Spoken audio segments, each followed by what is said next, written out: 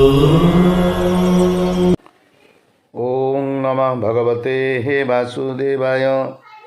दारु ब्रह्मस्वरूपं जे भक्तां निरञ्जनं पश्यन्ति तस्य निर्माल्यं जप्ता भक्तं तो भावेन। ଯେଉଁମାନେ ଭକ୍ତି ଭାବରେ ଦାରୁ ବ୍ରହ୍ମ ସ୍ୱରୂପ ନିରଞ୍ଜନଙ୍କୁ ଦର୍ଶନ କରନ୍ତି ଏବଂ ତାଙ୍କର ନିର୍ମାଲ୍ୟ ଗ୍ରହଣ କରନ୍ତି ଓ ତାଙ୍କର ନାମ ଜପ କରନ୍ତି, ସେମାନଙ୍କର ପୁନର୍ଜନ୍ମ ହୁଏ ନାହିଁ। ଏଣୁ ଆସନ୍ତୁ ଆମେ ମଧ୍ୟ ସେହି ନିରଞ୍ଜନଙ୍କ ଭକ୍ତିରେ ମାତି ତାଙ୍କର ଦର୍ଶନ ଏବଂ ନିର୍ମାଲ୍ୟ ଆଦି ପ୍ରାପ୍ତି ପୂର୍ବକ ଅନ୍ତିମ ଗତିକୁ ଆମର ସାକାର କରିବା। ଜୟ ଜଗନ୍ନାଥ। ଆଜିର ପଞ୍ଚାଙ୍ଗ ହେଲା, ଆଜି ଜାନୁଆରୀ ମାସର 15 ତାରିଖ ରବିବାର 2023 ମସିହା।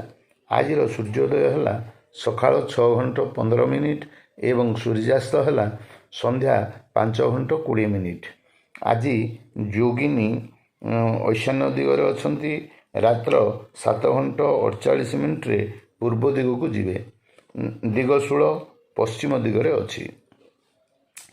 ଆଜି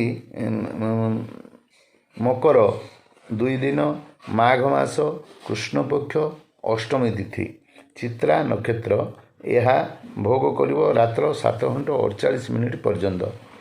କନ୍ୟା ରାଶିରେ ଚନ୍ଦ୍ର ଅବସ୍ଥାନ କରିବେ ସକାଳ 7:12 ପର୍ଯ୍ୟନ୍ତ।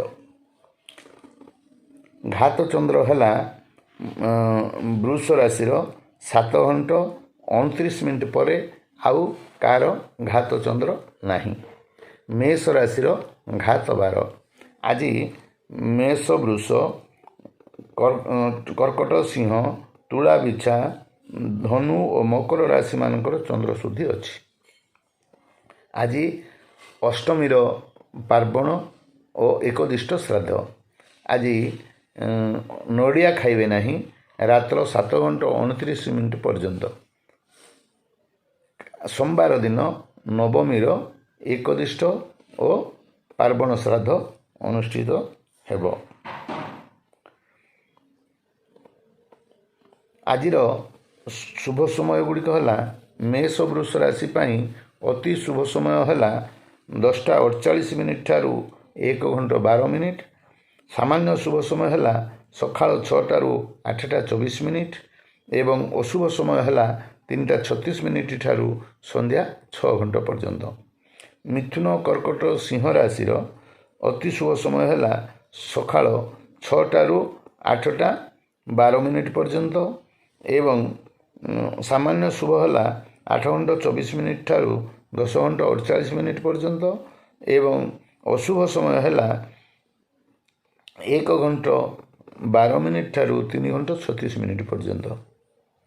କନ୍ୟା ଆଉ ତୁଳା ରାଶି ପାଇଁ ଶୁଭ ସମୟ ହେଲା ସକାଳ 6ଟାରୁ 8:24 ଏବଂ ସାମାନ୍ୟ ଶୁଭ ସମୟ ହେଲା 1:12 ଠାରୁ 3:36 ଏବଂ ଅଶୁଭ ସମୟ ହେଲା 10:48 ଠାରୁ 1:12। ବିଛା, ଧନୁ, ମକର ରାଶି ପାଇଁ ଶୁଭ ସମୟ ଅତି ଶୁଭ ସମୟ ହେଲା 3:36 ଠାରୁ 6ଟା ପର୍ଯ୍ୟନ୍ତ ଏବଂ ସାମାନ୍ୟ ଶୁଭ ସମୟ ହେଲା ସକାଳ 6ଟାରୁ 8:24 ପର୍ଯ୍ୟନ୍ତ। ଅତି ଅଶୁଭ ସମୟ ହେଲା 8:24 ଠାରୁ 10:48 ପର୍ଯ୍ୟନ୍ତ। କୁମ୍ଭ ଓ ମୀନ ରାଶି ପାଇଁ ସାମାନ୍ୟ ଅତି ଶୁଭ ସମୟ ହେଲା 1:12 ଠାରୁ 3:36 ପର୍ଯ୍ୟନ୍ତ ଏବଂ ସାମାନ୍ୟ ଶୁଭ ସମୟ ହେଲା 8:24 ଠାରୁ 10:48 ପର୍ଯ୍ୟନ୍ତ ଏବଂ ଅତି ଅଶୁଭ ସମୟ ହେଲା ସକାଳ 6ଟାରୁ 8:24 ପର୍ଯ୍ୟନ୍ତ। ଏହି ସମୟ ଗୁଡ଼ିକ ଆପଣମାନେ ମାନି ନିଜର ଜୀବନଯାତ୍ରା ଆରମ୍ଭ କରନ୍ତୁ। ଏଥିରେ ଆପଣମାନେ ସୁଫଳ ପାଇବେ, ଏହା ମୋର ଦୃଢ଼ ବିଶ୍ୱାସ। ଆଜି ଯେଉଁମାନେ ଯଦି ଯାତ୍ରା କରିବାର ଅଛି ସେମାନେ ପିଜୁଳି ରସ ଟିକେ ଛୁଅନ୍ତୁ କିମ୍ବା ପିଜୁଳିକୁ ଚିନ୍ତା କରନ୍ତୁ। କାଙ୍କଡ଼କୁ ମନେ ପକାନ୍ତୁ ବା କାଙ୍କଡ଼ ତ ଏବେ ମିଳିବାର ନାହିଁ, ତାକୁ ଚିନ୍ତା କରନ୍ତୁ। ଘିଅ ଟିକେ ଛୁଇଁକରି ବାହାରନ୍ତୁ। ଦିଗଶୂଳକୁ ମାଛ ଛୁଇଁକରି ଯାତ୍ରା କରିବେ। ମୁହଁରେ ହାତ ଦେଇକି ଆଜି ଘରୁ ବାହାରିବେ। ଜଗନ୍ନାଥ ଆପଣମାନଙ୍କର ମଙ୍ଗଳ କରନ୍ତୁ। यही कामना नहीं आज पंचांग ये रखिली। आज अनुचिंता है गोटे सहर रे गोटे मंदिर थाए बहुत पुरातन मंदिर एवं सही मंदिर को बहु तो लोके प्रतिदिन जाआस करती बहुत दर्शक मध्य जाआस करती एवं सही मंदिर मुख्य पूजक कौन है हठात काल हो गले हठात काल हो अन्य एक गाँव जड़े लोक को सही सहर मंदिर पूजक रूपे नियुक्त करागला। से मंदिर पूजक जनक गाँवर शेष मुंडरे थिबा एक भड़ा घरे रोहुथिले एवं प्रतिदिन से बस रे मंदिर को जाआस करुथिले। दिने कौन है मंदिर कंडक्टर तांको 5 टंका अधिक देदेले पूजक जनक देखिले जे आज तांकर जो पैसा फेरई थांती कंडक्टर जो पैसा फेरई से अधिक 5 टंका अच्छी।